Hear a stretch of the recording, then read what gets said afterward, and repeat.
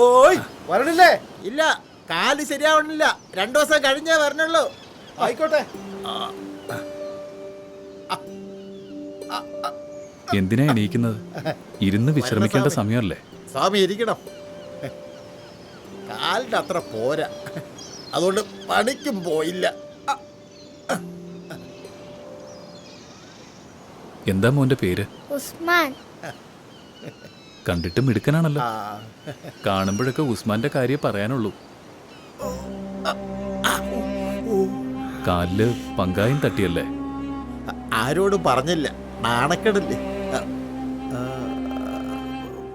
സ്വാമി എങ്ങനെ അറിഞ്ഞു? ആരോടെ നിങ്ങൾ കിടന്ന് ഒച്ച വെക്കണേ? എടി പാത്തുമ്മ, ഇത് ആരാ വന്നിരിക്കണം നോക്കിയേ. പലിശക്കാരാ മീരാങ്കണ്ണ. ഉമ്മ, ഇത് സൗമ്യ. വാപ്പ എപ്പോഴും പറയാറുള്ള സൗമ്യ. അയ്യോ അയ്യോ, പൊറുക്കണ സ്വാമി, ആരെന്നറിയാണ്ട്. കാര്യമല്ലേ ഫാത്തിമ പറഞ്ഞത്, അതിനെന്ത് പൊറുക്കാൻ? ഉസ്മാന്റെ ബാപ്പ നിത്യവും പറയും സ്വാമിയുടെ കാര്യങ്ങള്. ആ കൈപുണ്യം, അനുകമ്പ. ഇന്ന് രാവിലെ വാപ്പ പറഞ്ഞു സ്വാമി തറയില് വന്ന എല്ലാവർക്കും ഭാഗ്യാണെന്ന്. സ്വാമി വള്ളവും മലയൊന്നും തൊട്ടാ മതി, പിന്നെ ചാകരയാ. ഓ, മിനിഞ്ഞാന്ന് വള്ളം നിറയെ മീൻ കിട്ടി. പിന്നെ എത്ര കിട്ടിയാലെന്ത്, പലിശക്കാരൻ മീരാങ്കണ്ണ ഒന്ന് പോകുമ്പോ ഒക്കെ തീരും. അധ്വാനിക്കാൻ 2 കൈയല്ലേ ഉള്ളൂ, പക്ഷേ അതിലൊതുങ്ങാത്ത കടങ്ങളാ. അതൊക്കെ മാറും, അല്ലാഹു ഉണ്ടല്ലോ കൂടെ. ആ വിശ്വാസമാണ് ഒരു ബലം. പിന്നെ സ്വാമിയുടെ തുണയും. ആകാശങ്ങളിലും ഭൂമിയിലും ഉള്ളവരും പറന്നു പോകുന്ന പക്ഷികളും ദൈവകീർത്തനം പാടുന്നത് കണ്ടില്ലേ? ഓരോന്നിനും അതിൻ്റെ പ്രാർത്ഥനയും കീർത്തനവും അറിയാം എന്നല്ലേ ഖുർആൻ സൂക്തം? പിന്നെ കടാപ്പുറത്ത് എല്ലാവർക്കും അതിശയമാണ്. പാതിരിയും മുസ്ലിം പണ്ഡിതരും എല്ലാവരും സമ്മതിച്ചതാ. നാം വെറും കണ്ണാടി, ചുറ്റുമുള്ളത് കാണുന്നു മാത്രം. കാലിന് നല്ല വേദനയുണ്ടോ? രാത്രി മുതൽ നല്ല വേദനയുണ്ട്. മുഖം കണ്ടാൽ അറിയാം നല്ല സഹിക്കുന്നുണ്ടെന്ന്. കാലൊന്ന് നീട്ടിയേ.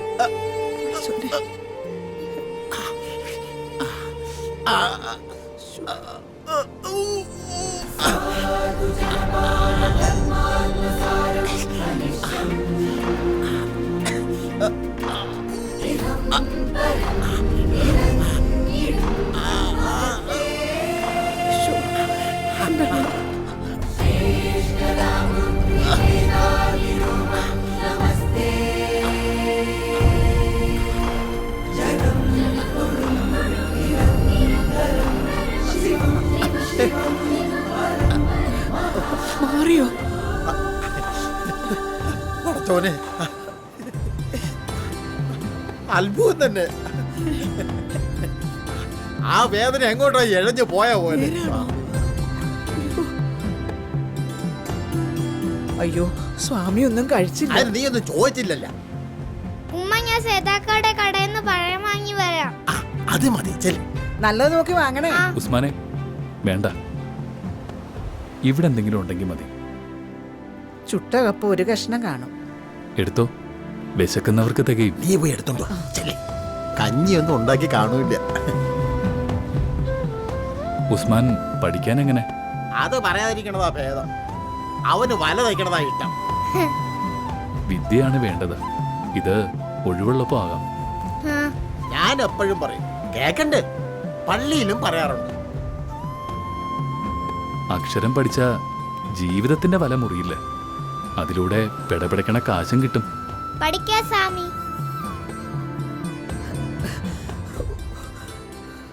എങ്ങനെയെന്നറിയില്ല. ഇപ്പൊ നോക്കിയപ്പോ ഇത്രയും കപ്പ. ദേ നോക്കിയേ.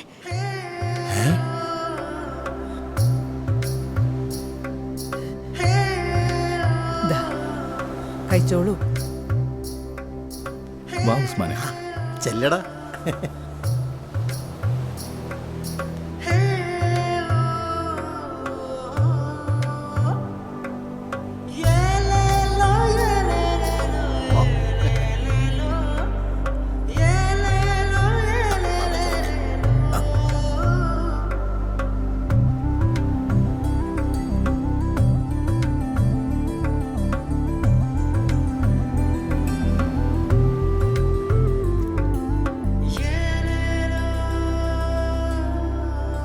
ഇഷ്ടപ്പെട്ടോ?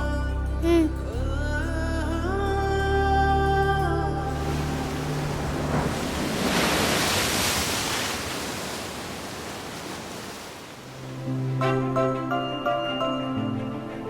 നാണുസ്വാമി ഖുറാനിലെ ചില സൂക്തങ്ങൾ വ്യാഖ്യാനിക്കുന്നത് കണ്ട് പലരും അമ്പരന്ന് പോയി. നിസ്കരിക്കാൻ വന്ന പലരും പറഞ്ഞു കേട്ടു. ഖുറാൻ നമുക്ക് പ്രിയപ്പെട്ടത്. മതഗ്രന്ഥങ്ങളെല്ലാം പുണ്യ നദികളല്ലേ? ബൈബിൾ വെളിപാടുകളും മണിമണിയായി ചൊല്ലുന്നു വിശ്വാസികളും പറയുന്നു. ചിലരെ അടുത്ത് വന്ന് സംശയം ചോദിക്കും. നാം അറിയാവുന്നത് പറയും, അത്രയേ ഉള്ളൂ. ജാതിയും മതവും പുറമേ അണിയുന്ന കുപ്പായങ്ങളല്ലേ? കടപ്പുറത്തെ ആളുകൾക്കിടയിൽ പെരുത്ത് മാറ്റം വന്നിരിക്കണ്, പ്രത്യേകിച്ച് വൃത്തിയില്. പള്ളിയിൽ വരുന്നവർ പറയാറുണ്ട്, നാണുസ്വാമി എപ്പോഴും അത് ഓർമ്മിപ്പിക്കാറുണ്ടെന്ന്. മനുഷ്യനും മനുഷ്യത്വം പോലെ പ്രധാനമാണ് ശുചിത്വവും. എന്തൊക്കെ ഉണ്ടായാലും അതില്ലെങ്കിൽ ആദരവുണ്ടാവില്ല. കൃത്യമായി നിസ്കരിക്കുമെങ്കിലും കബീറിന് വസ്ത്രധാരണത്തിൽ ശ്രദ്ധയില്ലായിരുന്നു. ഇപ്പോ അത് മാറി. നാണുസ്വാമി തന്നെ അതിന് കാരണം.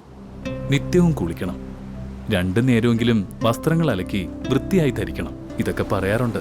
ചിലരൊക്കെ അനുസരിക്കും. കോയ ലഹരി സേവിക്കുമായിരുന്നു. സ്വാമിയോട് അടുത്തേ പിന്നെ കൈകൊണ്ട് തൊടില്ല. പാനപാത്രത്തിൽ നുരയുന്ന പിശാചാണ് മദ്യം. അടിമയായാൽ കുടുംബം തന്നെ മുടിഞ്ഞുപോകും. പള്ളിയിൽ പലതവണ പറഞ്ഞിട്ടും പ്രയോജനം ഉണ്ടായില്ല. സ്വാമി പറഞ്ഞപ്പോൾ അനുസരിച്ചു. അത് കർത്താവിന്റെ കൃപയായി കരുതുക. ആര് പറഞ്ഞിട്ടായാലും മനുഷ്യർ നന്നായാ മതി. ഖുറാനിലെ 77-ാം സൂക്തം പല രീതിയിൽ വ്യാഖ്യാനിക്കാം, അല്ലേ സ്വാമി? ആകാശഭൂമികളുടെ രഹസ്യം അള്ളാഹുവിന്റെ അധീനതയിലാകുന്നു എന്നത് അഹങ്കാരം കൊണ്ട് മതിമറക്കുന്ന എല്ലാ മനുഷ്യർക്കുമുള്ള ഓർമ്മപ്പെടുത്തലാണിത്. നമ്മൾ വ്യാഖ്യാനിക്കുമ്പോൾ അത് പഴങ്കഞ്ഞി പോലെ. നാണുസ്വാമിയുടെ വായിന്ന് വരുമ്പോ ഇളനീരിന്റെ മധുരം. നിങ്ങൾ കണ്ണു ചെമ്മി തുറക്കും മുമ്പേ, അല്ലെങ്കിൽ അതിലും നേരത്തെ അന്ത്യസമയം വന്നെത്തും. തീർച്ചയായും എല്ലാത്തിനും കഴിവുള്ളവനാണ് അള്ളാഹു എന്നല്ലേ സൂക്തം? സ്വാമിക്കെല്ലാം മനപ്പാടം. നമുക്ക് ഗ്രന്ഥം മറിച്ച് നോക്കണം. ഇമ വെട്ടുന്ന അത്ര സമയം പോലും വേണ്ട മരണമെത്താൻ. അതിനു മുമ്പേ എത്തും. എല്ലാം തന്റെ കാൽ കീഴിലെന്ന് തെറ്റിദ്ധരിക്കുന്ന മനുഷ്യൻ അതറിയുന്നില്ലെന്ന് മാത്രം. ഒരു സംശയം, എല്ലാ മതഗ്രന്ഥങ്ങളും സ്വാമി ഹൃദ്യസ്ഥമാക്കി. അത്ഭുതം തന്നെ. പൊള്ളയായ മുളന്തണ്ടിലൂടെ 1000 രാഗങ്ങൾ വായിക്കാം. നാം കേവലം ഒരു മുളന്തണ്ട് മാത്രം. വായിക്കുകയും ഉൾക്കൊള്ളുകയും മാത്രമല്ല, വ്യാഖ്യാനിക്കാനും കഴിയുന്നു. അതിശയമല്ലേ അത്? അതെല്ലാം തോന്നലാണ്. പല പല കടലാണെങ്കിലും ഉപ്പെല്ലാം ഒന്നല്ലേ? അതുപോലെയാണ് മതഗ്രന്ഥങ്ങളുടെ പൊരുളും. ബൈബിളിൽ മത്തായിയുടെ സുവിശേഷത്തിൽ മരുഭൂമിയിൽ വിളിച്ചു പറയുന്നവന്റെ വാക്കിൽ കർത്താവിന്റെ വഴിയൊരുക്കി അവന്റെ പാത നിരപ്പാക്കുവിൻ എന്ന് പറയുന്നുണ്ട്. അതിനു മുമ്പ് പറയുന്നുണ്ടല്ലോ, സ്വർഗരാജ്യം സമീപിച്ചിരിക്കയാൽ മാനസാന്തരപ്പെടുവിനെന്ന്. അത് വിശദീകരിക്കുകയാണ്. പിന്നെ നിരന്ന പാതയിലൂടെയുള്ള സഞ്ചാരത്തെപ്പറ്റി ഖുറാനും പറയുന്നുണ്ട്. ദൈവം തന്ന തൂവാലയാണ് പുരാണങ്ങളും വേദങ്ങളും മതഗ്രന്ഥങ്ങളും. അതുകൊണ്ട് കണ്ണീരൊപ്പാം, വിയർപ്പ് തുടയ്ക്കാം, സുഗന്ധം പുരട്ടാം. എല്ലാ മതങ്ങളും ശാന്തി പകരുന്നു. എന്നിട്ടും എന്താണ് അതിന്റെ പേരിൽ കലഹം? തോണിയിൽ സുഷിരമുണ്ടെങ്കിൽ ലക്ഷ്യത്തിലെത്തുമോ? അതിന് കടലിനെ പഴിച്ചിട്ട് കാര്യമുണ്ടോ? ബംഗാളിൽ ഉദിച്ച നരേന്ദ്രനും മലനാട്ടിൽ ഉദിച്ച നാരായണനും പ്രകാശം പരത്തുന്നവർ.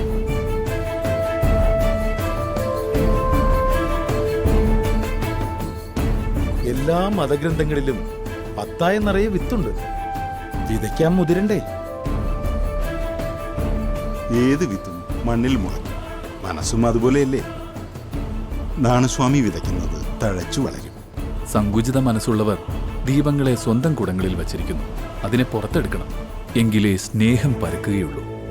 നിസ്കരിക്കാൻ വരുന്നവരോട് ഞാനിപ്പോൾ പറയാറുണ്ട്, എല്ലാ മതഗ്രന്ഥങ്ങളും പാരായണം ചെയ്യാൻ. ബൈബിളും ഗീതയും ഖുറാനും ഒരേ വിളക്കിലെ പല തിരികളാണെന്ന് സ്വാമി പറഞ്ഞത് ഞാൻ വിശ്വാസികളെ ഓർമ്മിപ്പിക്കാറുണ്ട്. നമ്മുടെ മുറ്റത്തെ മഴയും കിണറിലെ വെള്ളവും മാത്രം കണ്ടാ പോരാ. വെള്ളത്തിന്റെ അപാരത അറിയാൻ കടലും കാണണം.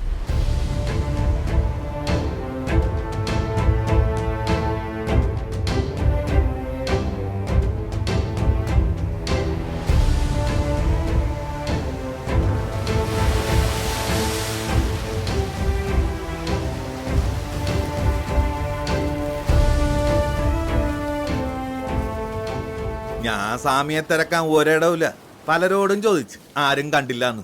അന്തോണിക്ക് അറിയില്ലേ നമ്മുടെ പ്രകൃതം? ചിലപ്പോൾ വെയിൽ പോലെ തെളിയും, ചിലപ്പോൾ നിഴൽ പോലെ മറയും. അതറിയാം. സാമിയെ കാണാതെ വിഷമിച്ചിരിക്കായിരുന്നു. ഒരു വിശേഷം ഉണ്ടായിരുന്നു, മകന്റെ പിറന്നാളായിന്ന്.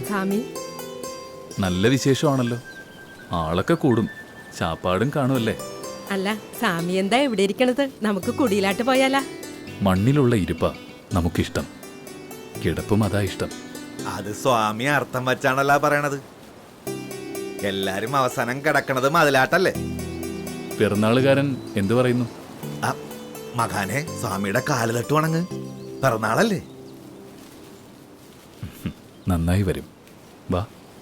സ്വാമി കുറച്ച് പിറന്നാൾ കഞ്ഞി ആയാലാ? ഇപ്പൊ വേണ്ട, അത്താഴത്തിന് പറ്റുമെങ്കിൽ എത്താം. അത് നടപ്പുള്ള കാര്യമാണ്. കാല് പറഞ്ഞിടത്ത് പോണ ആളാ, വന്നാ വന്നു.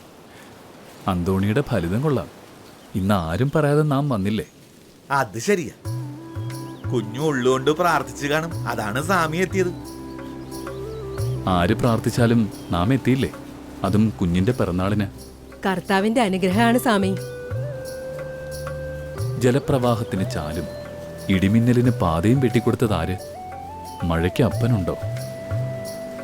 മഞ്ഞുതുള്ളികളെ ജനിപ്പിച്ചതാര് എന്ന് ബൈബിളും. ഈശ്വര കടാക്ഷം തന്നെയെല്ലാം. ഇന്നലെ സ്വാമി അനുഗ്രഹിച്ചിട്ട വെള്ളം നിറയെ ഭാഗ്യായിരുന്നു. നിറയെ പൂവാലൻ ചെമ്മീനും നെമ്മീനും. ആ ഇനി എല്ലാ ദിവസവും സ്വാമി എന്നെ വെള്ളം ഇറക്കണമെന്ന. സ്വാമി തൊട്ട കടലമ്മ കനിയൊന്നാണ് കരക്കാരുടെ വിശ്വാസം. കടലമ്മയോളം കനിവ് ഏതമ്മയ്ക്കുണ്ട്? എന്താ കുഞ്ഞിന്റെ പേര്? സെ- സെ- സെ- അവന് ജന്മന വിക്കാണ് സ്വാമി. പറയണതൊന്നും തിരിയൂല. ഒരു കുറവുണ്ട്. ആര് പറഞ്ഞു കുഞ്ഞിന് കുറവുണ്ടെന്ന്? ഇതുവരെ നേരെ ചൊവ്വയൊന്നും പറഞ്ഞിട്ടില്ല. ഈ ജനതയെ പറഞ്ഞു പഠിപ്പിക്കേണ്ട ആളാ, ഒന്നും പറയാതിരുന്നാ പറ്റില്ല. മാതാ, മ- മ- മാതാ പിതാ. പി- പറഞ്ഞേ. പിതാ, പിത്ത മാതാ. മാതാ പിതാന്ന് പറഞ്ഞേ. പി- പി- പിതാ, പിത്ത പിതാ, പി- പിതാ. പിത ഗുരു എന്ന് പറഞ്ഞേ. ഗു ഗു ഗുരു. ഗുരു ഇനി ദൈവം എന്ന് പറഞ്ഞേ. ദെ- ആ. ദെ- ദൈവം ആ, ദൈവം. ദൈവം ഇനി മോന്റെ പേരെന്താ? സേവിയർ മകനെ, സേവിയർ സേവ്യർ, സേവ്യർ. സേവിയർ, രക്ഷകൻ. മകനെ, എന്റെ മകനെ. എടി, എന്റെ മകൻ പറഞ്ഞേട്ടാ. മക്കളെ അവൻ പേര് പറഞ്ഞു കേട്ടു. സ്വാമി. സ്വാമി.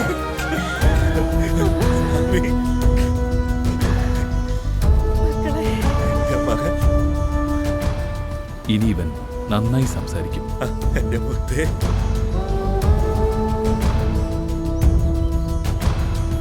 ആയിരങ്ങളേകകണ്ഠമായി മൊഴിഞ്ഞു വന്നിടുന്നു സർവവ്യാപിയ മഹാഗുരു. സ്വാമി. ആശയങ്ങളാഴികൾക്ക് തുല്യമായി പറഞ്ഞു തന്ന ജ്ഞാനദായകൻ മഹാഗുരു.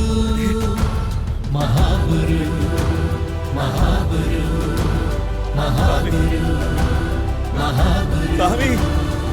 സ്വാമി. ഇരുളിലാണ്ടു വീണുപോയ ജീവിതങ്ങളിൽ സൂര്യശോഭയായി മഹാഗുരു. കഠിനമായ വേദസാര മന്ത്രമാകവേ സരളമാക്കി മഹാഗുരു. ജാതി ചിന്തകൾ ദൂരെ മാറ്റിയ കർമ്മധീരന മഹാഗുരു. മഹാഗുരു, മഹാഗുരു, സ്വാമി. മഹാഗുരു, മഹാഗുരു.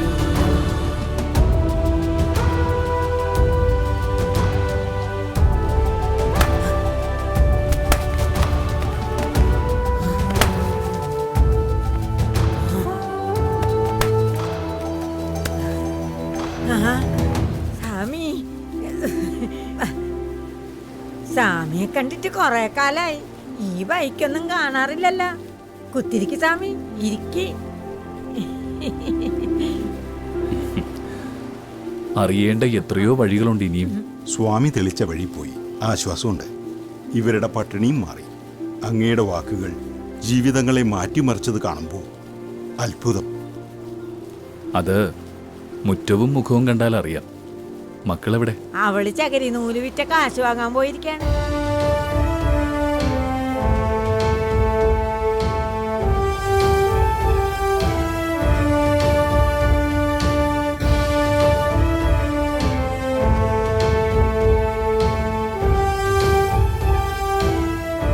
പട്ടുനൂലിനേക്കാൾ ബലമുണ്ട് ചകിരിനാരിന്. അത് ശരിയാണ് സ്വാമി. വഴി അറിയാത്തവരാണ് അധികവും. ആരെങ്കിലും വഴി കാട്ടിക്കൊടുത്താൽ ആദ്യം അവനവനെ വിശ്വസിക്കണം, പിന്നെ പ്രകൃതിയെ വിശ്വസിക്കണം. അത് തന്നെയാണ് ദൈവവിശ്വാസം, അത് തന്നെയാണ് ആത്മവിശ്വാസവും. സ്വാമിക്ക് കഴിക്കാൻ മാങ്ങേണ്ടി പരിപ്പ് കുറുക്കിയതുണ്ടോ? കപ്പ ചുട്ടുണ്ട്, ചോറും കറിയും വേണമെങ്കിൽ ഉണ്ടാക്കാം. ഇപ്പൊ ഒരു പ്രശ്നവും ഇല്ല. ആരെ മറന്നാലും മാങ്ങേണ്ടി പരിപ്പ് മറക്കരുത്. ഏത് വഴി പോയാലും വന്നാലും അത് മറക്കൂല സ്വാമി. സ്വാമി, അതാ അവളും എത്തി. സ്വാമിയെ കാണാൻ പറ്റി. സ്വാമി,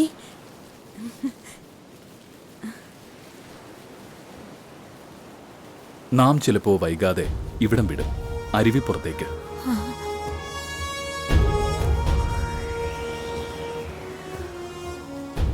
അപ്പൊ സ്വാമി ഇനി അരുവിപ്പുറത്തേക്ക് പോയാലും നാം വരും. മരുത്തുവാമലെ നമുക്ക് മറക്കാൻ പറ്റുമോ ഇവിടുത്തെ കാര്യം?